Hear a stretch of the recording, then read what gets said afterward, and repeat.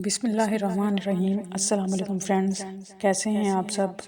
उम्मीद करती हूँ आप सब ईमान और सेहत की बेहतरीन हालत में होंगे और मेरी दुआ है कि आपका आज का दिन बहुत अच्छा गुजरे। आज की हमारी कहानी का उन्वान है इश्क अपनी मिसाल आप था। प्लीज़ आप माया से निकाह नहीं करें, मैं आपके बगैर ज़िंदगी का तसव्वुर भी नहीं कर सकती। उसने बेबसी के आलम में कहा, नामुमकिन है ये, ऐसा कभी नहीं हो सकता राबी, कुछ तो शर्म करो। तुमने एक बेकसूर यतीम के साथ ज्यादती की थी। अगर अल्लाह ने तुम्हें दौलत से नवाजा है तो इसका हरगिज़ ये मतलब नहीं था कि तुम किसी को लालच देकर उस शख्स से अपना मतलब निकलवाओ।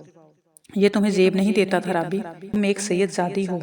जाओ अल्लाह से माफ़ी तलब करो, बेशक वो अल्लाह है, वो तुम्हें ज़रूर माफ़ कर देगा। वो उसकी इस हरकत से बहुत दुखी था। ये मुमकिन नहीं है कबीर कि अल्लाह मुझे माफ़ करे। अगर मुझे अल्लाह की माफ़ी चाहिए तो पहले मुझे माया से माफ़ी मांगनी होगी और मेरा नहीं ख्याल कि वो कभी भी मुझे माफ़ करेगी। यही तो तुम लोगों की प्रॉब्लम है कि तुम लोग पहले ही दूसरे के बारे में राय कायम कर लेते हो, दूसरे का फैसला जानने की कोशिश ही नहीं करते। तुम माफ़ी मांग कर तो देखो, क्या पता वो बड़े दिल का मुजाहरा करके तुम्हें माफ़ कर दे। उसने राबी को समझाया, आप सही कहते हैं, मैं ज़रूर माफ़ी मांगूंगी माया से, लेकिन मैं आपसे भी माफ़ी मांगती हूँ कबीर कि मैं आपकी भी इतनी ही गुनाहगार हूँ जितनी माया की। मुझे माफ़ कर दें। मैं कब इतनी मतलबी हो गई मुझे अंदाज़ा ही नहीं हुआ, लेकिन मैं आपसे कुछ पूछना चाहती हूँ। हाँ ज़रूर पूछो, क्या पूछना चाहती हो। क्या ये सब कुछ आपने माया को बताया है कि मैंने पुप्पो को पैसे देकर आपको और इस रिश्ते को ख़त्म करवाया। क्या क्या कहा। माया ये सब कुछ जानती थी। वो अपनी सर्द आंखों से उसे तकता ठंडे लहजे में बोला था। उसने उसकी बात सुनकर हाँ में सर हिलाया। उस वक्त उसके दिमाग में सिर्फ एक अल्फाज घूम रहे थे, रिश्ते। वो सच ही कह रही थी कि रिश्तों का मान बहुत बड़ी चीज़ होती है और वो मान सही मायनों में उसने रखा था। ये सब उसके लिए बहुत हैरत ज़दा था। इस बार उसकी नज़र में माया के लिए मजीद इज्जत बढ़ गई थी। तुम जानना चाहोगी कि मुझे ये सब किसने बताया। हाँ ज़रूर। तो सुनो, ये सब मुझे राबिया आंटी ने बताया और मैं इस वक्त शर्म से पानी पानी हो गया था। मेरे वहमो गुमान में भी नहीं था कि तुम ऐसा भी कर सकती हो। यानी कि मामा की फुप्पो ने बताया। यानी कि माया की फुप्पो ने बताया। सब वो ऐसा कैसे कर सकती हैं। वो अपनी सगी भतीजी की नहीं हुई, तुम्हें क्या लगा था वो तुम्हारा राज राज रखती। ये तुम्हारी भूल थी राबी। उसने उसको शर्म दिलानी चाहिए। वो दिन जिंदगी का ऐसा था जब वो कबीर सिकंदर से आंखें मिलाने के भी काबिल नहीं रही थी। उसकी आंखों में शर्म साफ झलक रही थी। सुबह उठते ही वो माया से मिलने जाती है। वो इसकी माफ़ी तलब करती है कि मुझे अल्लाह के लिए माफ़ कर दो, मुझे लग रहा है आज मेरा दिल फट जाएगा। मैंने कुछ भी जान के नहीं किया, बस कबीर की मोहब्बत ने मुझे ये सब करने पर मजबूर कर दिया। पर मैं तुमसे माफ़ी चाहती हूँ अपनी हर घटिया हरकत के लिए। वो साथ साथ रोई जा रही थी। राबी रो नहीं, तुम मेरी छोटी बहन की तरह हो। गलती इंसानों से ही होती है और जानती हो असल चीज़ क्या होती है। असल चीज़ ये है कि तुम्हें अपनी गलती का एहसास है और तुम्हें अल्लाह ने वक्त पे हिदायत दे दी, क्योंकि हिदायत हर किसी को नहीं मिलती। इसके लिए अल्लाह पाक ने कुछ खास लोग मखसूस किए होते हैं। इसके लिए अल्लाह पाक ने कुछ ख़ास लोग मखसूस किए होते हैं। बेशक अल्लाह पाक जो करता है हमारी भलाई के लिए करता है। उसने इसे दिलासा दिया। तुम्हारी वजह से आज मैं पुरसकून महसूस कर रही हूँ। मेरे दिल पर एक बोझ था जिसे तुमने हल्का कर दिया। तुम बहुत अच्छी हो। तुम सही कहती हो माया। वो बहुत अच्छा बोलती थी। इसके अल्फाजों में जैसे कोई जादू था। इसके अल्फाज किसी को भी अपना असीर बना सकते थे। शायद यही वजह है कि कबीर सिकंदर उससे इश्क करता है।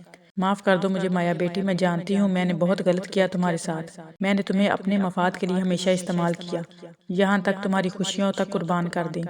तुमने हमेशा मुझे इज्जत दी, मेरा एहतराम किया, हमेशा तुमने मुझे अपनी माँ की जगह समझा। मैंने बहुत कुछ बुरा कर दिया तुम्हारे साथ। ये भी सोचे बगैर कि एक यतीम की आह फौरन अर्श तक पहुँचती है। वो सफाइयाँ पेश करती जा रही थी और माया चुपचाप सुन रही थी, कुछ भी कहे बगैर। तुम कुछ बोल क्यों नहीं रही माया, मुझे माफ़ कर दोगी ना। मैंने माफ़ किया पुप्पो आपको, उसने हल्की मुस्कुराहट के साथ कहा। वो माया थी, बड़े दिल की मालिक, कैसे माफ़ नहीं करती। वो तो अपने रिश्तों से बहुत मोहब्बत करती थी। वो रिश्तों का मान तोड़ने वालों में से नहीं थी। वो रिश्ता जोड़ने में यकीन रखती थी, तोड़ने में नहीं। वो कहती थी कि थोड़ा सा झुक जाना किसी रिश्ते को तोड़ देने से बेहतर है। मुझे यकीन था बेटी तुम मुझे ज़रूर माफ़ कर दोगी। बस अब मैं चाहती हूँ कि तुम मीर हैदर को भी माफ़ कर दो और फिर जल्दी से मैं तुम्हें अपनी बेटी की दुल्हन बना लूँ। वो बिना सोचे समझे कहती जा रही थी। कहते हैं ना कुछ लोगों की फितरत बिच्छू की तरह होती है। उनसे जितनी भी नेकी कर लो आखिर में वो डंग मारते ही मारते हैं। उनमें से एक थी फुप्पो। जो फिर अपने मफाद के लिए माफ़ी तलब करने आई थी। वो बहुत हैरत से उसकी तरफ देखती है और कहती है, ऐसा नहीं हो सकता पुप्पो, क्योंकि मैं कबीर सिकंदर से निकाह करूंगी और अच्छा यही होगा कि आप यहाँ से चली जाएं। इस बार वो कुछ बोले बगैर नहीं रह सकी थी। मुझे तुमसे ये उम्मीद नहीं थी, मैं बहुत उम्मीद लेकर आई थी। खैर, अगर तुम्हारा यही फैसला है तो मैं तुमसे अपने तमाम रिश्ते तोड़ती हूँ। उसने सोचा शायद इस बार भी माया अपना रिश्ता बचाने के लिए उसे रोक लेगी, लेकिन उसे नहीं मालूम था कि उसे अब लोगों की पहचान करना आ गया है। आज पुप्पो आप ऐसा ना करती।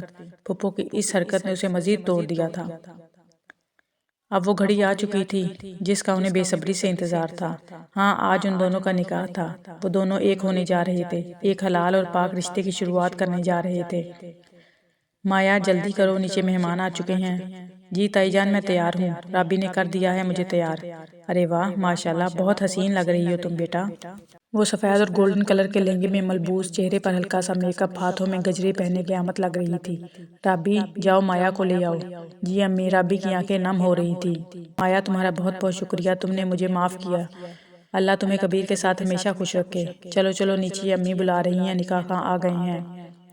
मैं बहुत खुश हूँ, आखिरकार अल्लाह ने हमें मिलवा ही दिया। और जब मोहब्बत सच्ची हो तो अल्लाह भी हमारा साथ देता है। या अल्लाह, तेरा लाख लाख शुक्र है कि तूने हमसे हमारा गम दूर किया, हमें राहत का सामान मुहैया किया। वो लोग कमरे में दाखिल होते हैं और नमाज शुक्राना अदा करते हैं। माशाल्लाह, बहुत खूबसूरत लग रही हैं आप, जैसे कोई चांद नगर की शहजादी। मेरा दिल चाह रहा है कि बैठ के आपको तकता रहूं, कहीं दूर ले जाऊं जहां सिर्फ आप हों और मैं हूं, वहां किसी के नज़र आपको छू भी ना सके। वो इसकी तारीफ की जा रहा था। शुक्रिया, आप भी मुझे अच्छे लग रहे हैं, उसने भी जवाबन तारीफ की। मेरी बात तो अलग है, मैं तो बचपन से ही खूबसूरत हूँ। तो आप क्या कहना चाहते हैं, मैं खूबसूरत नहीं हूँ? उसने उसे घूरते हुए बोला। उसने उसका माथा चूमा और कहा, नहीं मेरी जान, आपकी तारीफ के लिए मेरे पास अल्फाज ही नहीं। मैं आपसे बहुत कुछ कहना चाहती हूँ। माया की आंखों में आंसू भर आए थे। हाँ कहो, पर रो क्यों रही हो? मैंने आपके साथ बहुत गलत किया था ना, आपने मुझे माफ़ तो कर दिया है ना? हाँ, मैंने आपको माफ़ कर दिया मेरी जान। अगर मैंने माफ़ नहीं किया होता तो मैं कभी आपसे निकाह नहीं करता, क्योंकि निकाह का दूसरा नाम मोहब्बत है। और अगर मोहब्बत नहीं करता तो आपको अपने ऊपर हलाल नहीं करता। और आप फिक्र मत किया करें, मैं आपसे जब तक मोहब्बत करूंगा जब तक अल्लाह पाक मुझसे ये तौफीक छीन नहीं लेते। हाँ, मैं आज आपको दो बातें बताना चाहता हूँ और उम्मीद है कि आप उसे मरते दम तक याद रखेंगी। पहली बात, मुझे आपसे बेतहाशा मोहब्बत है। दूसरी बात, हमारे दरमियान जो भी झगड़ा हो, आप पहली बात कभी नहीं भूलेंगी। इंशाल्लाह मैं पूरी कोशिश करूंगी कि इसे मरते दम तक याद रखूं। एक बात बताएं माया जी, आपने कभी बताया नहीं मुझे, क्या आप भी मुझसे मोहब्बत करती हैं? ये भी कोई बताने वाली बात है कबीर? अगर मोहब्बत ना होती तो दोबारा निकाह का सवाल ही पैदा ना होता। आपकी मोहब्बत ही है जो मुझे महसूस कराती है कि हर चीज़ खूबसूरत और बेहतरीन है। उसने नज़रें चुराते हुए बोला। तो फ्रेंड्स, आज की कहानी यहीं इख्तिताम पजीर होती है। मैं अपने न्यू व्यूअर्स को बताती चलूँ कि मेरी वीडियो में दिखाए जाने वाले तमाम डिज़ाइंस आपको ऑनलाइन भी मिल सकते हैं। तमाम ड्रेसेस की प्राइस डिस्क्रिप्शन बॉक्स में मेंशन की होती है। आप ड्रेस का नंबर देखकर वहां से प्राइस आराम से देख सकते हैं। उम्मीद करती हूँ आपको मेरे डिज़ाइंस और मेरी वीडियोस पसंद आ रही होंगी। आज के लिए इतना ही। इंशाल्लाह फिर हाजिर होंगे न्यू वीडियो के साथ, न्यू डिज़ाइंस के साथ और न्यू स्टोरी के साथ। तब तक के लिए अपना और अपने प्यारों का ख्याल रखिएगा। मुझे अपनी दुआओं में ज़रूर याद रखिएगा। खुश रहें, आबाद रहें। अल्लाह हाफिज़।